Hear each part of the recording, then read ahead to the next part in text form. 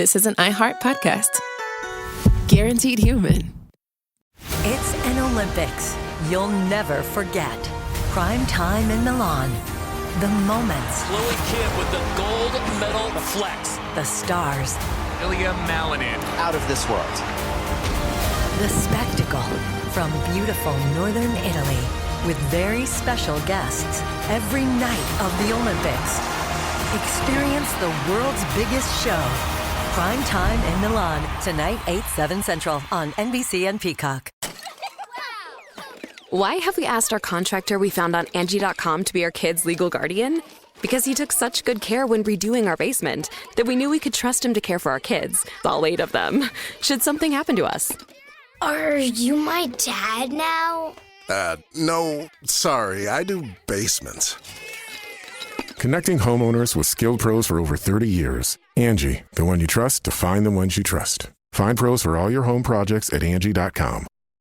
The big game commercials are basically must-see TV. This year, Elf Cosmetics went all out with an absurdly funny telenovela called Melissa. It stars Melissa McCarthy, Nicholas Gonzalez, Itati Cantoral, and Elf Glow Reviver Lip Oil. The Elf Glow Reviver Lip Oil is an ultra-glossy tinted lip oil that nourishes, hydrates, and enhances your lips' natural color. Watch the full episode of their new Elf novela on soyunbaño.com.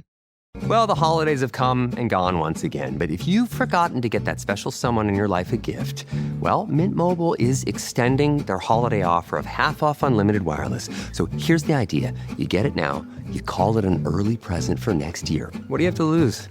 Give it a try at mintmobile.com/switch.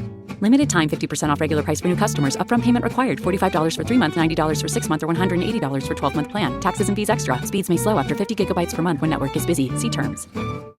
How do you make chicken nuggets like 7,000% better? Short answer, you let Taco Bell make them. Long answer, start with all white meat chicken nuggets, bread them in crunchy tortilla chips, and serve them with Hidden Valley Diablo Ranch. Yep, that's Hidden Valley Ranch mixed with Taco Bell Diablo sauce. It's exactly what it sounds like, and somehow even better. Simple math, spicy results. Crispy chicken nuggets from Taco Bell. A brand new classic. At participating U.S. Taco Bell locations for a limited time only, while supplies last. Support for The Middle comes from the stations that air the show and from you. Thanks for making a donation at listentothemiddle.com.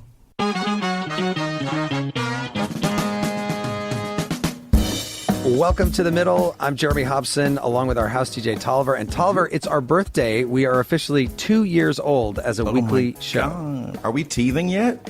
I don't know how babies work. Is that, I think that walk? We're definitely teething by now. It is kind of amazing, especially given the headwinds that are going on right now. Public broadcasting lost all of its funding from the federal government, but we are still here, still alive. We've done more than 100 shows, plus an additional 30 episodes of our weekly One Thing Trump Did podcast, which looks in a nonpartisan way at one thing coming out of the Trump White House each week. And we are, of course, very grateful to the more than 400 public radio stations, plus SiriusXM, plus our podcast listeners, our amazing listeners, really make the show. Yeah, we are the only national show that actually allows listeners to join the conversation on air live or online with me. And I think that's pretty awesome. It is pretty awesome. So this hour, we're talking about creativity, which is deeply interwoven into the American identity. Of course, there's musical creativity, which brought us jazz and blues and rock and roll. There's artistic creativity from artists like Georgia O'Keeffe and Jackson Pollock. There's also the creativity of innovation in business. Everything from people who start their own small business to developing life-changing inventions like the iPhone or the airplane or the internet. So this hour, we want to get at the heart of that topic to explore why we create in the first place and what you do to express that creativity, especially in an age of artificial intelligence. We're going to be taking your calls as usual at 8444-MIDDLE. That's 844-464-3353, or you can write to us at listentothemiddle.com. But first, last week, we talked about what's being lost in education in the digital age. Here are some of the comments we got on our voicemail. Hi, this is Justin calling from Baltimore. I'm a professor here in the city, and one of the things that I've noticed that has been lost during the digital age is the accidental learning that happens from imagination, and I really am saddened to see that with my students, but also creeping into my own practices. I've had to combat that. My name is Janet. I'm calling from northern New York State. I'm concerned that people are so tuned into the screen that they don't understand how to look up into the world and do something like use a hammer and a nail. My name is Peter Miller. I'm calling from Columbia, South Carolina. I am a grandfather of 3 children. The problem with the internet and the accessibility of iPhones and iPads is that the second a child is bored, they immediately go to their iPad and it fills their time. And so in terms of what children have lost is they have lost the ability, the positive ability to be bored. Hammer and nail. What a great point. Thanks to everyone who wasn't bored by our show and called in. You can hear that full show by subscribing to the Middle Podcast, wherever you listen to podcasts. So now to our question this hour. Why do you create and how? Tolliver, what is our number? You can call us at 8444-MIDDLE. That's 844-464-3353. Or you can write to us at listentothemiddle.com or comment on our YouTube. And I want to shout out Julianne, who sent in a bunch of her crafts to our email account, okay? Shout out to you. Yeah. Joining us this hour, Duncan Wardle, former head of innovation and creativity for the Walt Disney Company. His book is called The Imagination Emporium. Duncan, welcome to the Middle. Thanks for having me. And also joining us, Natalie Nixon, president of Figure 8 Thinking. Her book is called Move, Think, Rest. Natalie, great to have you on. Awesome to be here. Thanks for having me. And my book is called I Don't Have a Book. So not yet anyway. Next year, yeah. Okay, so before we get to the phones, I really want to hear from both of you. You've both written about what allows us to be creative, what the best conditions are. Duncan, what would you say they are? Well, let me ask you both a question. Actually, to Tolliver, Jeremy, and Natalie. Close your eyes. Okay. Where are you? Where are you? And what are you doing when you get your best ideas? I would say probably one of my best ideas came to me right after a bike ride, like a long bike ride where I was not looking at my screen. Tolliver? Hiking around LA, just walking around the city and hearing the sounds. Right. Cool. Natalie? After a good swim or a good ballroom dance class. Cool. Okay. So I've done this with up to 20,000 people in the room at the same time. And guess how many people say the words at work? Nobody has their best ideas at work. Why do we never have our best ideas when we need them? Well, close your eyes again. Picture that last verbal argument you were in with somebody, bit of a screaming match. You're angry at them, they're angry at you. Now you turn to walk away from that argument. Now you're 5 seconds away, you are 10 seconds, you are no more than 20 seconds away from that argument. And what just popped into your head totally spontaneously the second you turned to walk away from the argument? What was it? Regret? Is that okay? Nice, empathetic person. What else? Come on, what just popped right in there? What I should have said? Right. Yes, the killer one. That one perfect, beautiful line. But you never did you? No. Because when we're in an argument, our brain is moving at 1,000 miles an hour defending ourselves. When we're in the office, it's emails, presentations, meetings, and I hear myself say, I don't have time to think. And when you say you don't have time to think, you're in the brain state that calls beta, busy beta, where the door between your conscious and subconscious brain is closed and you're only working with your conscious brain. That's 13% of the capacity of your brain. 87% of the capacity of your brain is subconscious. Every innovation you've ever seen, created problem you've ever solved. So how do we access that part of the brain on demand and place ourselves metaphorically back in the shower when we have our best ideas? By being playful, just like children. The moment I run Energizers, there's 60-second exercises specifically designed to make you laugh. Why? Because the moment I hear laughter, I just open the door between your conscious and subconscious brain. Yeah. Great points. Natalie, what about you? Where did you see the conditions for creativity coming from? Well, first of all, I agree with Duncan Wardle. A lot of what he's pointing to in the neuroscience about creativity is that when we allow the default mode network of the brain to be activated, when we tap out of the world, that's when the juicy bits of neural synapses happen. I think it's part of the human birthright to be creative. I don't believe that there are creative types. I don't believe that only artists or designers are creative. And a lot of our creativity gets drummed out of us through the educational environment. And what's happening in the educational context is that we are getting squeezed into certain sorts of guardrails. Now, not to say that guardrails aren't important. I believe that creativity loves constraints. Well, we have constraints on time and budget and people talent. That's actually when our best creativity happens.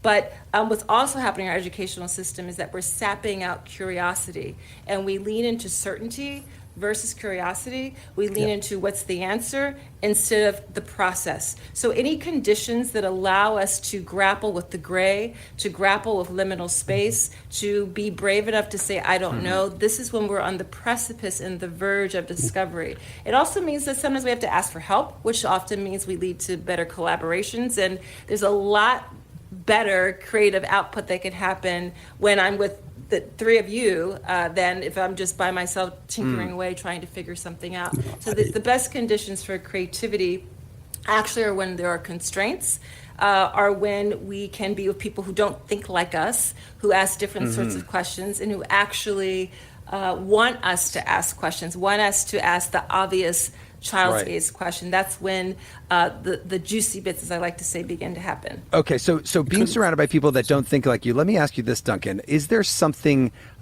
very American about creativity because of the melting pot of people that exists here from all over the world that can collaborate with each other, and because of the, and I say, especially given what's happening right now, relative freedom of expression? Yeah, I'm going to go on two fronts. I just love what Natalie just said, by the way. Education is killing the most employable skill sets the next decade. Outrageous statement. Or is it? I did a talk to 3,000 university students, so I brought in 36-year-olds and sat them in the middle, and I asked, hands up, who's creative? Me, 30 little hands didn't hesitate. The other 3,000 stayed down. Why? Because we go into first grade, and the first thing our teacher tells us to do is don't forget to colour in between the lines. We used to play with the box, not the toy, and then we were told, to stop asking why, because there's only one right answer. The most employable skill sets of the next decade will be the ones that will be the hardest to program into AI. We're born with all of them. We're all born creative. We're all born with imagination. We used to ask why, and why again.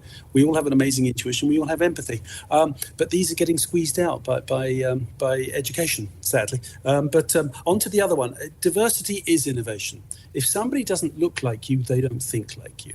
So, and I can prove it. I call them the naive experts. These are people I bring into an ideation session specifically because they don't look like you, or they don't know what you're working on. Well, what does that give them permission to do? It gives them permission to ask a silly question or throw out the audacious idea ungoverned by your river of thinking. They won't solve the challenge for you, but they are there to help you think differently. So, for example, do you guys have pens and paper? I know nobody ever has pens and paper. Anybody got pens and paper? Okay, so I do. I'm the only one who doesn't. Oh, no, I've got some. So we were designing a new retail dining and entertainment complex for the Hong Kong Disney Resort. In the room that day, I had the Disney Imagineers. That's what they do. But on that particular day, I was faced with 12 white male American architects over 50. Yeah, that's called groupthink. So I invited in as my naive expert a young girl from China. Why? She was female. She was under 20. She was Chinese. But far more important, she wasn't an architect or an engineer. She was a chef. And I knew she would say or do something to help us think differently. So I'm going to give you the same task I gave the Imagineers that day. I'm going to name an object, you're going to draw it, but you only have 7 seconds. Ready? All right, here we go. Yep. Please, would you draw a house? 7, 6, 5, 4, 3, but this is radio. 2, 1. Share your genius. Come on, people. Let's take a look. What you got? Come on. What do you got? Jeremy, come on, let's take a look. Yeah. So here's the thing. We all drew what the Imagineers did. We drew one door. We drew 2 windows. We're so insecure. Right. We drew bars of wire. What shape's the roof? A triangle. That's called our river of thinking. It's the biggest barrier to innovation. It's our own expertise and our own experience. The young female Chinese chef, she drew dim sum architecture. Never occurred to her to draw the house the way we would. On the way out the door, when the Disney Imagineers slapped a post-it note over her drawing, it simply said distinctly Disney, authentically Chinese. 7 years later, the strategic brand position that guided the entire design of the Shanghai Disney Resort, distinctly Disney, authentically Chinese. So the next time you're in a meeting, everybody looks like you. Yeah.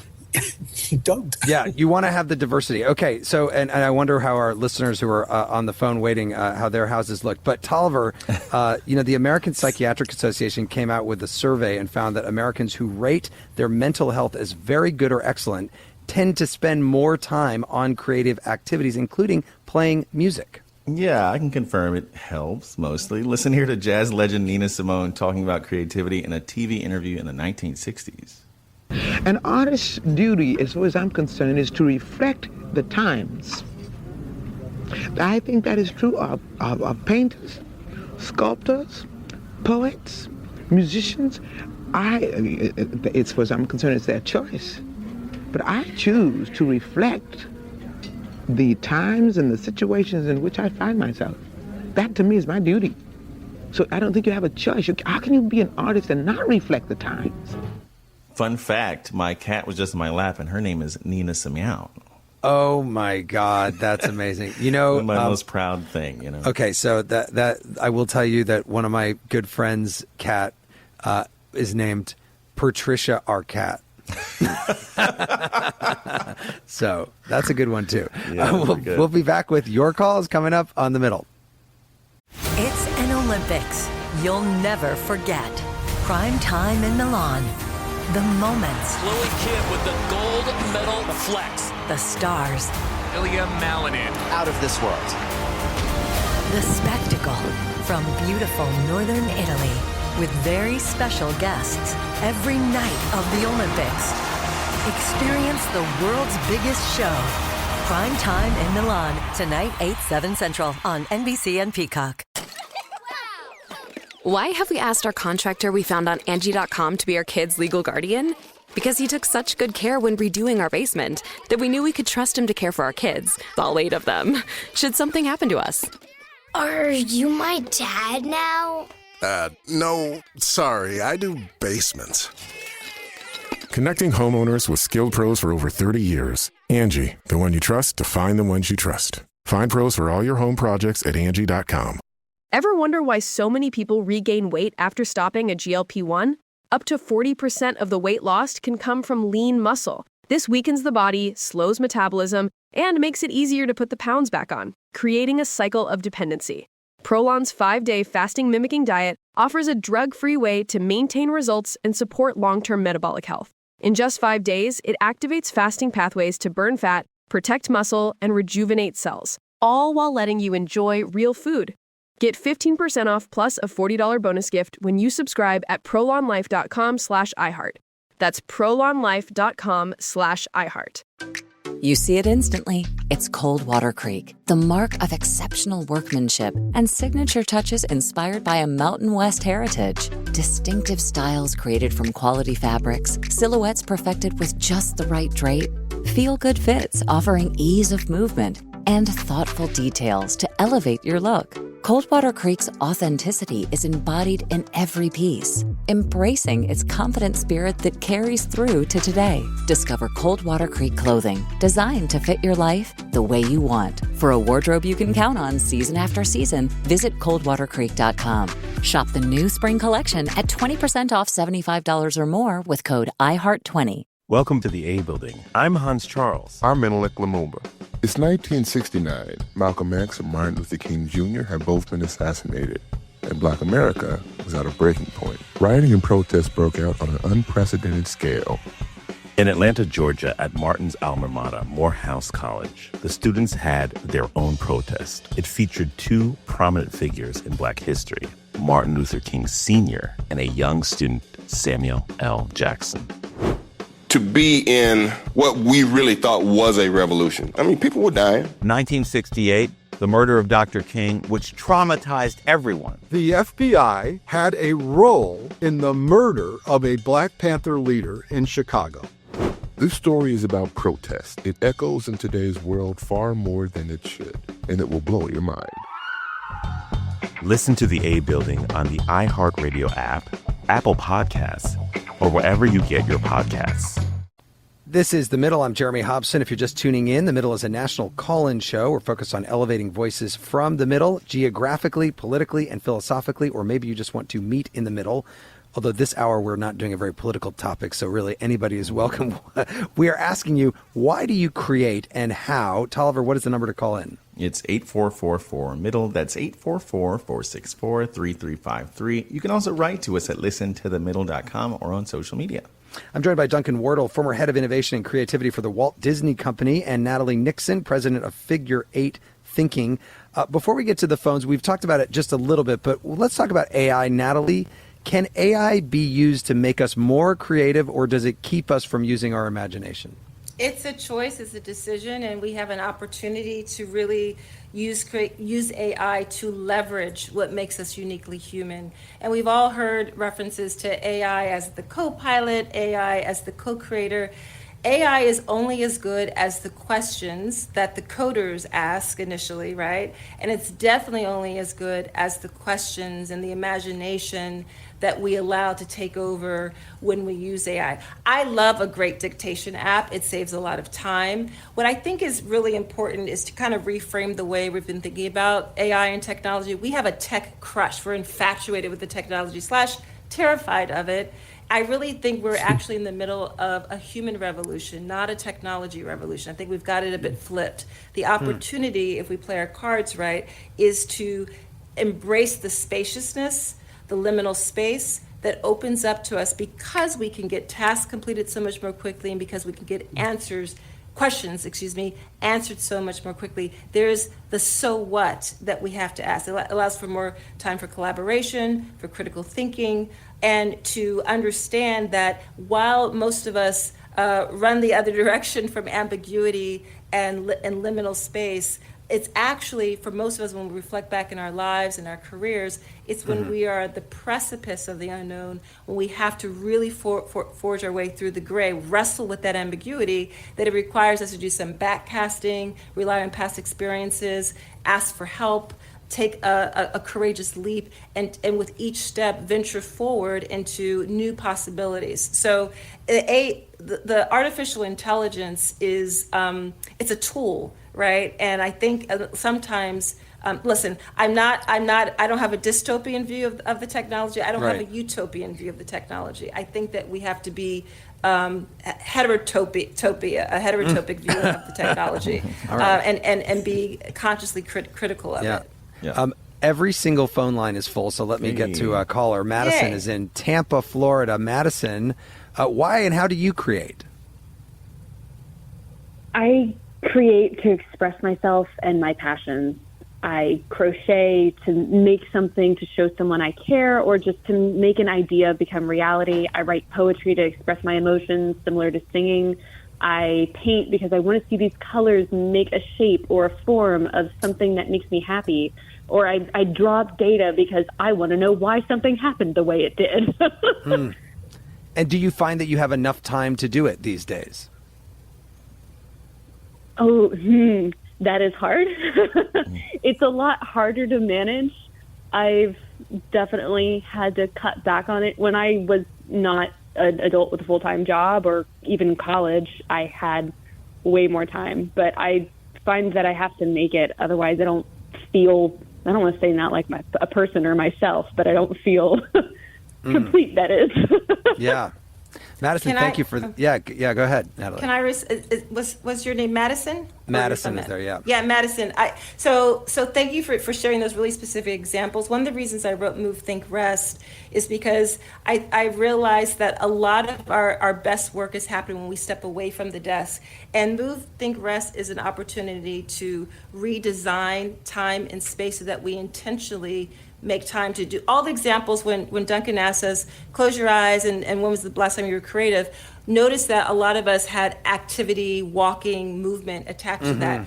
According to research from MarketSplash, 90% of business leaders will say that creativity is critical for market competitiveness. However, 75% of employees say they don't have enough time to express themselves creatively. So there's a gap analysis between us saying, yes, we need creativity for business results. There's a business ROI of creativity, and yet we actually are not designing work in a way to allow for that. So as individuals, we have to acknowledge and be self-aware, like Madison is, that I'm not actually making the time and space. And then as teams and organizations, we can actually design in ways to do that. It can start with the way you design, for example, the biggest organizational artifact ever, the meeting. We don't have to run meetings the way we typically do, for example. Yeah, by telling, hey, can you unmute yourself, Sally? Okay, that's how we usually start meetings these days.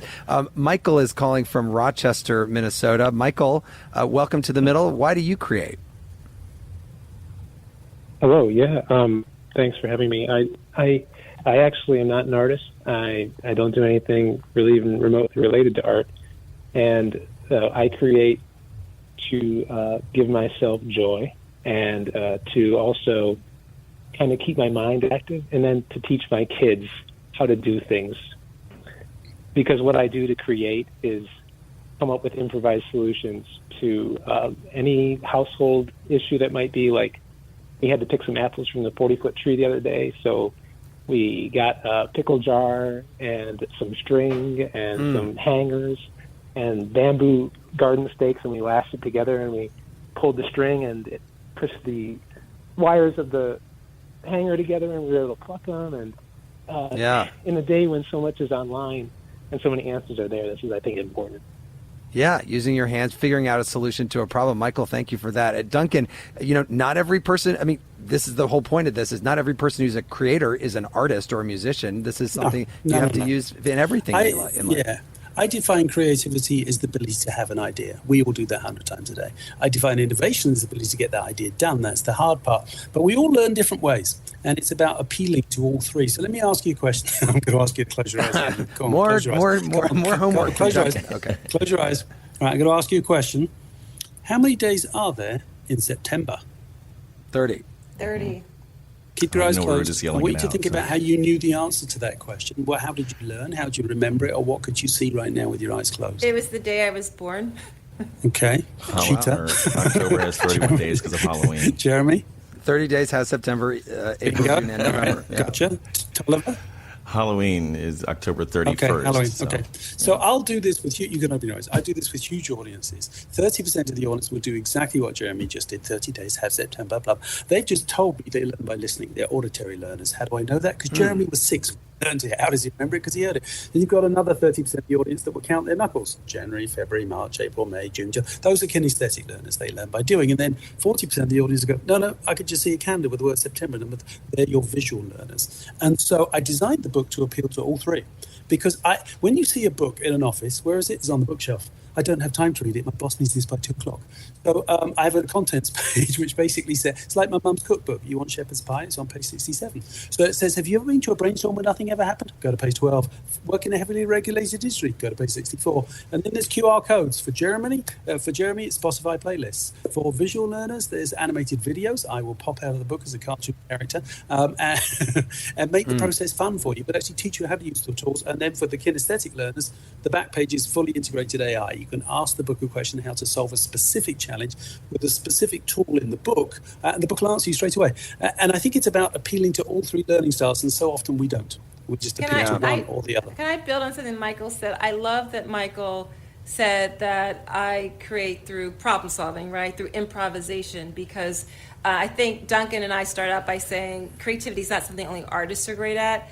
And if I could leave one thing only for listeners to take away and to ponder, it's the way I think about creativity is that it's our ability to toggle between wonder and rigor to solve problems and produce novel value. Now, wonder is that dimension of creativity. People are like, well, yeah, wonder, if you're creative, you're super wondrous. But rigor is that other dimension that is equally significant in any creative act, in any creative process, whether it's figuring out how to get fruit from a really tall tree, or figure out your next marketing strategy, or a new way home because the road is blocked, right? Or painting. It's this toggling between wonder and rigor to solve problems. And if we begin to think of that more democratized way of creativity, then we realize the best engineers and scientists and executive assistants and teachers and farmers and plumbers and artists are super creative, but only when they're intentionally doing this engagement between wonder and rigor. Yeah. Wonder is such a great thing. I remember just in the course of a career in broadcasting, there's a term we use called surprise and delight, which is always a nice thing to bring to the audience occasionally and give them an idea that maybe they didn't have in their head before. Paul is calling in from Houston, Texas. Hi, Paul. Welcome to The Middle. Go ahead. Why do you create? Hey, guys. How you doing? Thank you so much for having me on. First of all, I want to say whoever your guest is that wrote the book, who's using the neurolinguistic programming and the VAC system, I'm super impressed, and I can't wait to get this book and see it and play with it. It sounds like it's so much fun.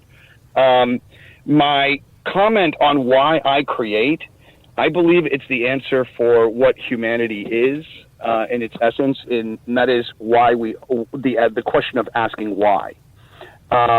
And I want to add on to that to the young lady who was talking a moment ago, and add in that there's a really good TED Talk that is from the woman who wrote Eat, Pray, Love, and it's talking about our elusive genius and how much that's so outside of ourselves. Like when you go back into the past, the genius was a sprite, something that came in the middle of the night and kind of finished the cobbler's shoes, if you will. So I think on some level, I love the idea of what she was talking about, how rigor is part of the process. I love that. I love how what that's really kind of saying, that, yeah, you can have an idea, you can have an intention, but without any actual work within it, what do you have? Nothing but an idea, nothing but an intention, and then somebody else does it. My last comment here is I use AI every single day. I'm known as the Biden robocall magician, unfortunately, because of a client. And since then, I've written 9 books. I've put out tons of content. I have an AI influencer. She has music videos. I have put out my own musical that's one of the only musicals that's in the American Writers Guild. So do you think AI is good for creativity, Paul? You think AI is good for creativity? Yeah. Okay. All right. 100%. I think that what it is that it gives you the ability to be the conductor, be the producer, like a Michelangelo or a Banksy. Oh, wow. Michelangelo. Okay. Let me go to Duncan Wardle on that, because we heard from Natalie about AI, artificial intelligence, and creativity. Duncan, what do you think? I know that you've written that it actually can be quite useful and may free us up to be more imaginative. Well, I think where Natalie started, she said 75%. I've done these surveys of many companies, but you're right. Over 70% of the employees, when asked what's the biggest barrier to being more innovative and creative where I work, is I don't have time to think.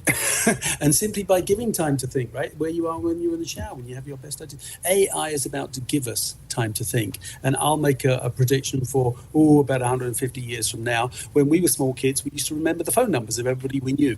And now we don't remember any because the iPhone has got it for us. So our brain is like a hard disk, and we've opened up a little bit more of time to think. Well, eventually, I can't tell you exactly how far away, comes the Neuralink. And at some point, our children or grandchildren will have a Neuralink. They'll be walking Wikipedias. But at that point, we would be capable of infinite thought. We will not compete with AI. We will, as we take on more prosthetic parts, prosthetic limbs, hearing aids, cataract surgeries, our heart is a pump. They're going to figure it out at some point. As we seek everlasting life and longer, better, healthier, we're going to become a second-hand car. We're going to take on parts. But we will not compete with AI. We will merge with AI to become a superhuman race. AI will bring in the algorithms, and we'll bring in the most uniquely things to us: creativity, imagination, empathy, intuition, and curiosity. If we can find the electricity to power AI to do all those things for us. Tolliver, what are people writing in online? Sorry, I'm just still gobsmacked. I want to be a superhuman. Larissa says, your guest mentioned the education system training the creativity out of us. I play one of my favorite songs for my kids to encourage them in their daydreaming. Ian from Charleston says, I create to have fun, whether it's drawing gear-driven clocks or making YouTube videos about bats. And I just had a question. So I was talking to a friend yesterday about happiness, about how happiness is fleeting, but when I make art, I feel like I have some value. So I don't chase happiness, I chase sort of like value myself. So I just wanted to pose that to our guest, maybe Natalie. Can you talk about that idea of art as protective? Yeah, so I don't conflate creativity with art. I think artists are excellent at wrestling with the ambiguity of the creative process, of wrestling with that toggle between wonder and rigor. But your point about the value that is imbued in art, I think because art makes manifest something that was once internal to us, something that was just kind of, we were couldn't.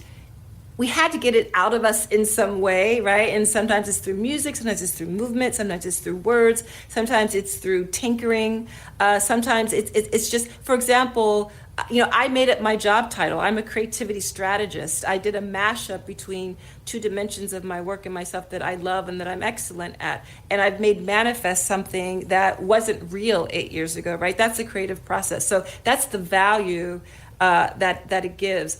Art is something that, versus design, that we're not going to commodify. It exists for its own sake. It exists for open interpretation. Getting back to the comments about education, one of the things that I love about artists is their ability to say, I don't know. So if you go to an open studio, or you meet the choreographer after a work in progress, or meet the artist, and you ask them, gosh, this is so cool. Like, what are you thinking about next? Where's this headed? And they'll say, I don't really know. And that ability to fall in love with the process is part of the value. Would you say, Tolliver, that you're getting? Let me just we're running up close to a break here, but let me just follow up briefly, Natalie, by bringing this into what's happening in the world right now, which is that there are big cuts happening to arts education. There are big cuts happening to education in this country. Is that going to negatively impact our ability to be creative? Can I have a go at that one? Yeah. Duncan, go, but only about 30 seconds. Go ahead. Okay. All right. Who are the most creative people you have ever met? Who are they? There's so many. Chefs. I don't know. Yeah. Who are they? They're all around you every single day. Children. How much money they got? Yeah. Okay. So. Yeah, Sir Ken Robinson, your homeland brother Duncan it's been his whole life's work talking about how we burn the creativity out of children over time. Yeah. Okay, Tolliver, I hereby give you another chance to inspire us with the words of a brilliant creative American. Who will it be? It's the late, great poet and author Maya Angelou, who explained her creative process in a PBS American Masters documentary. Everybody in the world uses words.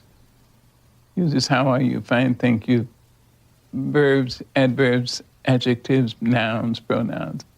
The writer has to take these most known things and put them together in such a way that a reader says, I never thought of it that way before.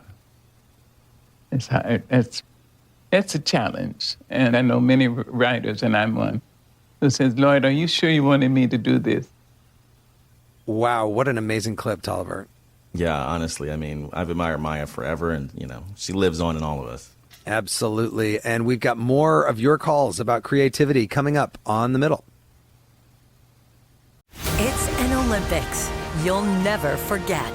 Prime time in Milan. The moments. Chloe Kim with the gold medal flex. The stars. Ilya Malinin. Out of this world. The spectacle from beautiful northern Italy with very special guests every night of the Olympics. Experience the world's biggest show. Prime time in Milan, tonight 8/7 Central on NBC and Peacock. Why have we asked our contractor we found on Angie.com to be our kids' legal guardian? Because he took such good care when redoing our basement that we knew we could trust him to care for our kids, all 8 of them, should something happen to us. Are you my dad now? No, sorry, I do basements. Connecting homeowners with skilled pros for over 30 years. Angie, the one you trust to find the ones you trust. Find pros for all your home projects at Angie.com. You see it instantly. It's Coldwater Creek, the mark of exceptional workmanship and signature touches inspired by a Mountain West heritage. Distinctive styles created from quality fabrics, silhouettes perfected with just the right drape, feel-good fits offering ease of movement, and thoughtful details to elevate your look. Coldwater Creek's authenticity is embodied in every piece, embracing its confident spirit that carries through to today. Discover Coldwater Creek clothing, designed to fit your life the way you want. For a wardrobe you can count on season after season, visit coldwatercreek.com. Shop the new spring collection at 20% off $75 or more with code IHEART20. Welcome to the A Building. I'm Hans Charles. I'm Menelik Lumumba. It's 1969. Malcolm X and Martin Luther King Jr. had both been assassinated, and Black America was at a breaking point. Rioting and protests broke out on an unprecedented scale. In Atlanta, Georgia, at Martin's alma mater, Morehouse College, the students had their own protest. It featured two prominent figures in Black history, Martin Luther King Sr. and a young student, Samuel L. Jackson. To be in what we really thought was a revolution. I mean, people were dying. 1968, the murder of Dr. King, which traumatized everyone. The FBI had a role in the murder of a Black Panther leader in Chicago. This story is about protest. It echoes in today's world far more than it should, and it will blow your mind. Listen to the A Building on the iHeartRadio app, Apple Podcasts, or wherever you get your podcasts. This is Ryder Strong, and I have a new podcast called The Red Weather. It was many and many a year ago in a kingdom by the sea. In 1995, my neighbor, Anna Trainer, disappeared from a commune. It was hard to wrap your head around. It was nature and trees and praying and drugs. So no, I am not your guru. And back then, I lied to my parents, I lied to police, I lied to everybody. There were years, Ryder, where I could not say your name. I've decided to go back to my hometown in Northern California, interview my friends, family, talk to police, journalists, whomever I can, to try to find out what actually happened. Isn't it a little bit weird that they obsess over hippies in the woods and not the obvious boyfriend? They have had this case for 30 years. I'll teach you sons of to come around here and my wife. Boom, boom. This is The Red Weather. Listen to The Red Weather on the iHeartRadio app, Apple Podcasts, or wherever you get your podcasts. This is The Middle. I'm Jeremy Hobson. In this hour, we're asking you, why and how do you create? You can call us at 844-4MIDDLE. That's 844-464-3353. I'm joined by Natalie Nixon, president of Figure 8 Thinking, and Duncan Wardle, former head of innovation and creativity for the Walt Disney Company. And the lines are full. Let's go to Robin in Salt Lake City, Utah. Robin, go ahead. Why do you create? Hi. I can't not create. And this has just been in me forever. But the thing is, now I've been having a rough life.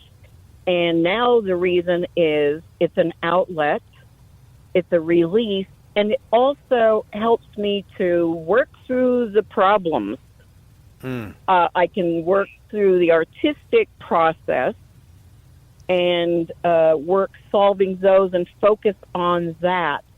But somehow it's tying into my psyche, and I'm also finding that when I relax enough and work through this stuff, which it's not always relaxing, by the way. Is it but usually art, way, though? Is that your outlet? Well, yes, I write poetry, but I also do visual art. I do digital art currently, and for the last couple of years. Mm-hmm. Robin, great points there. Duncan, this is another theme we're hearing. It makes people happy, and it relaxes people, helps them, deal with difficult things. Yeah, so when I was tasked, the CEO said, listen, you're going to be in charge of innovation and creativity. And my exact response was, what the hell is that? And he said, well, we want to embed a culture of innovation and creativity into everybody's DNA. So I set out to create a toolkit that has 3 principles, and that's what's in the book. It takes the intimidation out of innovation and makes it accessible to normal, hardworking, busy people. It makes creativity tangible for those people who are nervous of ambiguity or grey. Far more importantly, make it fun. If you give people tools they choose to use when you and I are not around, then you're changing a culture. I'm going to try one more exercise because I think this is perhaps the most important exercise we used to use at Pixar, Marvel, Lucasfilms, and Disney. Because the more experience, the more expertise we have, the more reasons we know why the new idea won't work. So we constantly shoot it down with phrases that no, because we tried that last year. That's not the way we do it here. So, Jeremy, I'm going to come in with an idea for a Star Wars party. We've got $100,000 in the budget. I want you to respond to each and every one of my ideas with no because and tell me why not. No because will be the first two words you use. So I was thinking, we come over to your studio and we could have a cosplay party. All the tall people could come as Vader and all the little people could come as Ewoks. No, because I think there'd be too many people here. We're not going to be able to fit that many. Where are they going to park? All right. Well, how about glow-in-the-dark lightsabers full of our favorite alcoholic liquid? Well, no, because there are going to be people that don't drink, and also, what if people aren't into Star Wars? Well, then they wouldn't come to the party, Jeremy. Well, they saw the invite ahead of time. Would you show the movies and give them free popcorn and Coca-Cola? No, because I think. Why don't you go back to the drawing board, Duncan? Okay. Have I done a good job of saying no? Okay. So, yes. So we'll stop there. When somebody's constantly saying no because to you when you're throwing ideas, how does that make you feel? No, it doesn't feel good at all. Right. Okay. And would you think our idea was getting bigger or smaller as it was going on just then? Smaller. Okay, Natalie, you're up, girl. Are you familiar with Harry Potter? I am, yes. Okay, so I'm going to come at you with some Harry Potter party ideas. And like Jeremy, who started with the words no because, I'd like you to start each and every response with the words yes and. They'll be the first two words you use, and we'll just build it together. So I was thinking, right, I could come to your house. We could put the sorting hat outside the front door. All the good people get the Gryffindor party, and all the bad people get the dark, mysterious Slytherin party. Yes, and we could even build desserts around this thing. That would be amazing. Ooh, yes, and yes, we could do the Great Bake Off and actually have desserts for Gryffindor and Slytherin and a dark, mysterious pie. Yeah, and then what if we even let's gamify it a bit, add in a little competition and ask people to vote for their favorite dessert mashed up with a costume that really pairs off with it really well. Ooh, yes, and okay, so we're going to stop there. So, a lot more energy, a lot more excitement, a lot more laughter. We're both becoming technical first time. Was our idea getting bigger or smaller? Which way was it headed? Bigger. Más grande. Yeah. You can always take a big idea and value engineer it down. Far more importantly, we all have colleagues and clients to bring on board with our ideas. By the time you and I just finished building that idea together, whose idea was it by the time we'd finished? Ours. Two very simple words from the word of improv that have a remarkable power to take a small idea into a big one really quickly, but far more importantly, transfers the power of my idea, which never goes anywhere inside an organization, to our idea and accelerates its opportunity to get done. When somebody comes at you with a new idea, don't let the first two words out of your mouth be no because. Just remind yourselves, I know your responsibilities, I know your deadlines, quarterly results. We're not greenlighting this idea for execution today. We're really greenhousing it together using yes and. Duncan, or Jeremy? Let me just because we've got so many calls, I want to get to one of them. Moss is calling from Charleston, South Carolina. Hi, Moss. Go ahead with your thoughts. Why do you create? Hi, thanks for taking my call. I create because it feels almost like an instinctual need, similar to the last caller. It kind of comes out of me, and it's a puzzle that you have to put together. It connects me to the world around me, my feelings and what's happened, but it also reminds me of my ancestry and human evolution. Like prehistoric art is so cool, and to me, it's a way to continue that.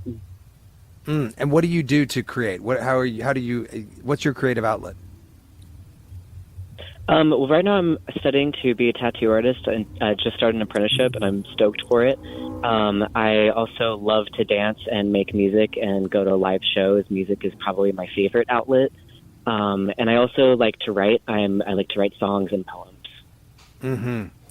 Moss, and by the way, let me ask you one more question. Do you find that the existence of social media keeps you from being able to create, or are you able to stay away from it? I try to stay away from social media because it's distracting. It's a good and bad thing because it does give really good exposure to artists who need it. But also you can be trapped in a comparison game, or it's almost reliant to need social media to be an artist these days and make money off it. Yeah. Moss, thank you very much. Natalie, your thoughts here. Yeah, I just wanted to build on something that both Robin and Moss mentioned in their responses about why they create, and they both reference having an outlet. So to build on Duncan's advice about becoming more improvisational in the ways that we discuss ideas and problem solving within the workplace, one of the best things that people can do to build their capacity for creativity is to become a clumsy student of something outside of work, where they are not the smartest person in the room. And what that begins to do is it actually begins to activate something I call the 3 I's. It activates inquiry, improvisation, and intuition. So for example, I've been a clumsy student of ballroom dance for the past 5 years. And because of that, I have to raise my hand and admit I don't get what we're doing right now. I have to intuit, because typically the woman is the follower, not always. And so I have to wait. I have to really discern connection, and I have to be much more experimental. And the first time I realized this was carrying over into my work, it's probably about 3 years ago. I'd probably been studying ballroom consistently for about a year. I was on a call with a client, and they were throwing around all these oxymorons, the ABC of XYZ, and I thought, I have no idea what they're talking about. And I thought I would probably sound really stupid if I asked them what they're talking about. But because different neural synapses had been strengthened in my clumsy student life, I was a lot more braver about just asking, I'm sorry, what is the ABC of the XYZ? And they kind of paused and they were like, actually, wait, why do we call it that, right? They didn't even remember why they had these oxymorons. And the world did not come to a screeching halt because I admitted ignorance. And the point is that when we are able to exercise in other dimensions of our lives this ability to be creative, to practice wonder and rigor, it carries over into the work. And I predict that in the future of work, the companies that are going to be able to attract and retain the best talent will be those that practice inside out work, that are curious about what makes us tick internally in order to do our best work externally. But hearing another theme here, asking questions, an important part of this, collaborating with people, not saying no to ideas, letting people, have the time to think about these things. Yubi is calling in from Aurora, Colorado. Yubi, why do you create? Hey, Jeremy and DJ Tolliver and Nina Simeon. Happy birthday to you guys.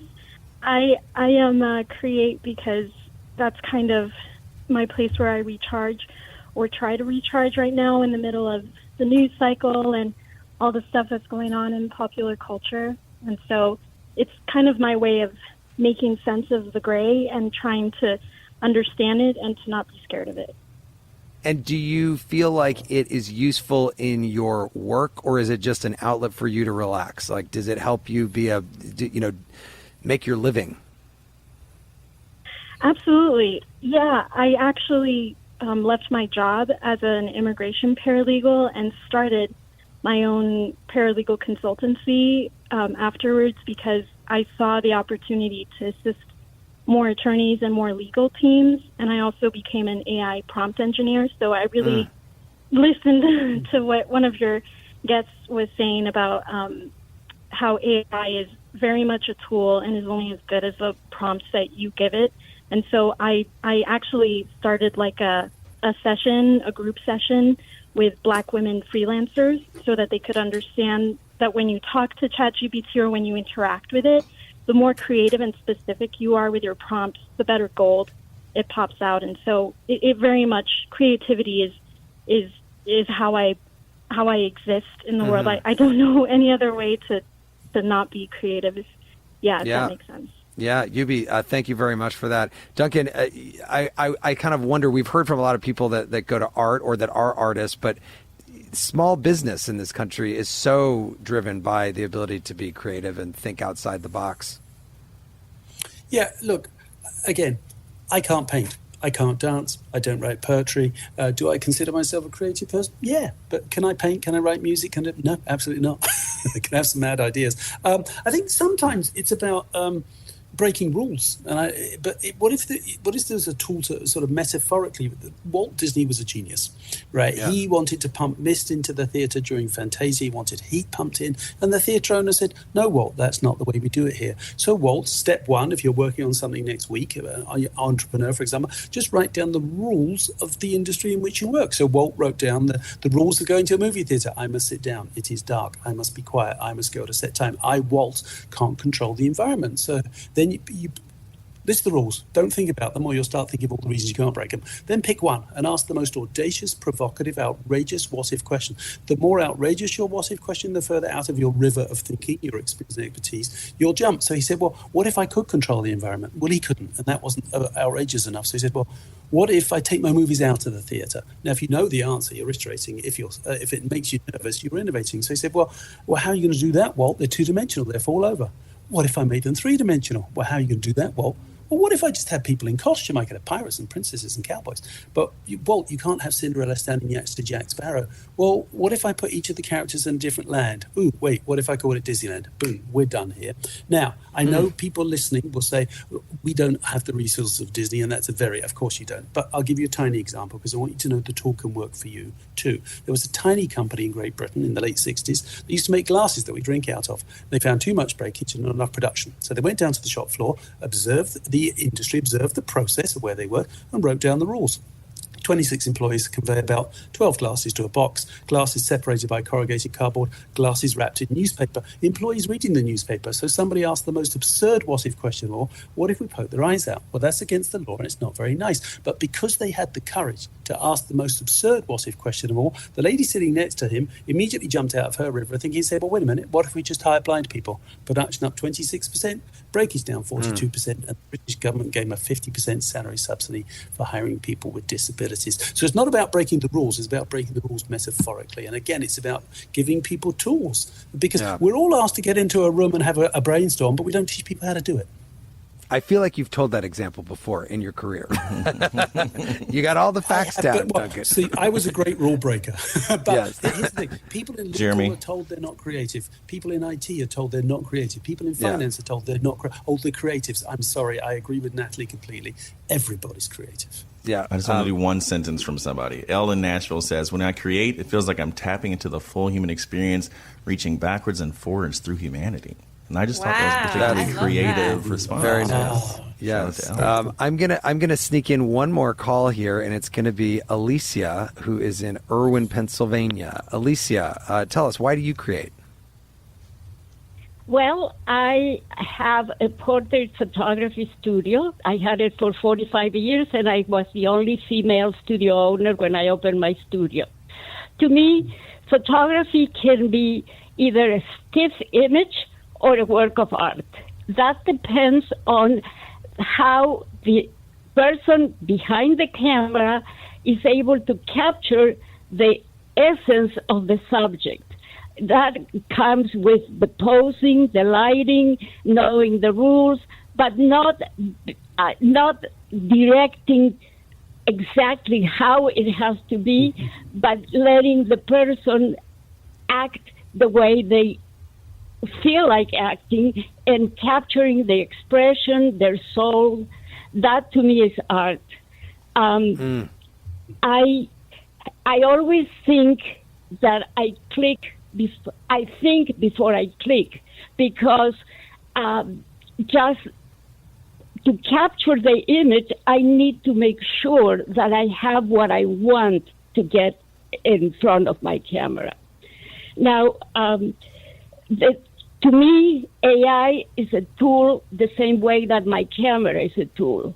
It allows me to create even more, but that is if I am in charge. If I let AI do it for me, that's not art. That is just something stiff that any machine or any can do it. Alicia, a great point to end on. I really appreciate your call. Thank you so much. And Natalie, I'm gonna just because we just heard from somebody who's been a pro photographer for 45 years, I'll give you the last word here. What would your advice be to people who are older about how to stay creative? As I was listening to Alicia, I was thinking about the American dancer choreographer Twyla Tharp, who in her great book, The Creative Habit, said that before you can think out of the box, you must start with the box. You must know the rules so that you can break them. And you had asked earlier about examples of businesses. When I think about what President Obama did with the way the micro fundraising campaign he introduced into political fundraising, that was a creative act. The way Airbnb got started. So for older people, there's just new rules to learn so that you can break them. So getting really curious, taking workshops, going to webinars, and listen, I'm a Gen Xer. I guess I'm solidly middle-aged, so I'll put my generation to that bucket of needing to be open to learning, being more curious than certain, right? So that we learn new rules and then get excited about how all the ways we can start to break them, which is a creative act. Well, I want to thank both of you. Natalie Nixon, president of Figure 8 Thinking. Her new book is called Move, Think, Rest. And Duncan Wardle, former head of innovation and creativity for the Walt Disney Company. His book is called The Imagination Emporium. Great to have both of you on. Thank you so much. Thank you. Thanks for having us. Thank you. And don't forget to subscribe to our podcast. We've got extra episodes available every week only on the Middle Podcast feed. Next week, we're going to be back here with a more political topic, asking you for your thoughts about President Trump's use of the National Guard in cities around the country. We're going to be broadcasting live from LAS studios in Los Angeles, the first city where they were deployed back in June. Our number is 8444-MIDDLE. That's 844-464-3353. Or you can reach us at listentothemiddle.com, where you can also sign up for our free weekly newsletter and send us your ideas for future show topics. The Middle is brought to you by Long Nook Media, distributed by Illinois Public Media in Urbana, Illinois, and produced by Harrison Patino, Danny Alexander, Sam Burmistaz, John Barth, Annika Deschler, and Brandon Kondritz. Our technical director is Steve Mork. Thanks to our satellite radio listeners, our podcast audience, and the hundreds of public radio stations that are making it possible for people across the country for the last 2 years now to listen to The Middle. I'm Jeremy Hobson. I'll talk to you next week.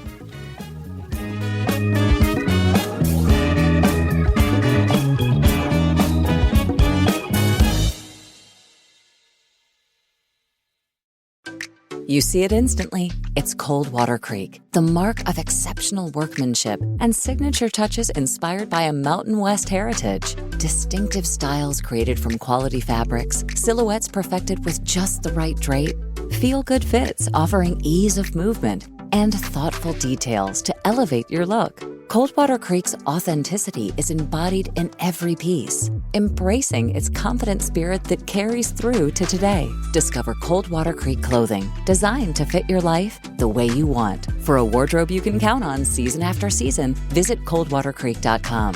Shop the new spring collection at 20% off $75 or more with code IHEART20. Over the last couple years, didn't we learn that the folding chair was invented by Black people because of what happened in Alabama? The Montgomery Brawl. This Black History Month, the podcast Selective Ignorance with Mandy B unpacks Black history and culture with comedy, clarity, and conversations that shake the status quo. The Crown Act in New York was signed in July of 2019, and that is a bill that was passed to prohibit discrimination based on hairstyles associated with race. To hear this and more, listen to Selective Ignorance with Mandy B from the Black Effect Podcast Network on the iHeartRadio app, Apple Podcasts, or wherever you get your podcasts.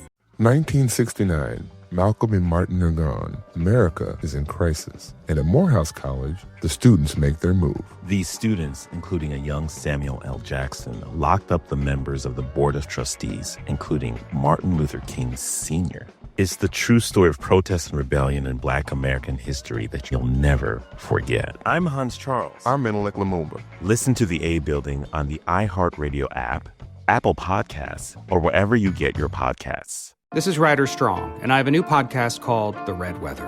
In 1995, my neighbor, Anna Trainer, disappeared from a commune. It was nature and trees and praying and drugs.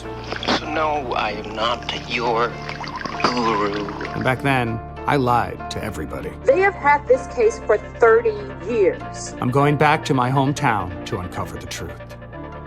Listen to The Red Weather on the iHeartRadio app, Apple Podcasts, or wherever you get your podcasts. 14 years in prison for killing a young woman. A 15-year sentence for a crash that caused 3 deaths. 12 and a half years for killing a child and critically injuring her mother.